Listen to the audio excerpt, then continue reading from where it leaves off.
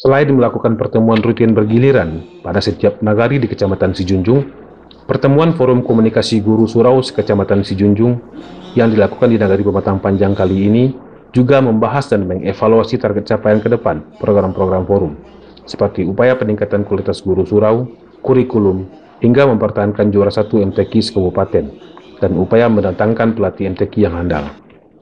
Menurut Wali Nagari Pematang Panjang, yang juga hadir dalam pertemuan tersebut, menyampaikan bahwa dalam usaha peningkatan prestasi ini hendaknya juga beriringan dengan upaya peningkatan pembinaan dan bimbingan kepada anak didik melalui peran aktif orang tua di rumah. Hal ini juga ditegaskan oleh Wakil Bupati Sijunjung, Haji Iradatillah SP, bahwa kondisi pendidikan Al-Quran pada generasi muda saat ini sangat mengkhawatirkan. Masih banyak anak-anak pada usia sekolah menengah pertama belum lancar mengaji. Persoalan ini tidak hanya menjadi tanggung jawab guru surau saja, namun persoalan bersama termasuk orang tua.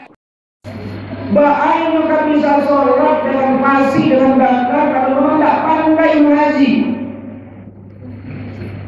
Dan akhirnya apa yang diharapkan oleh orang tua ketika ia meninggal, awalin salim dan berdoa.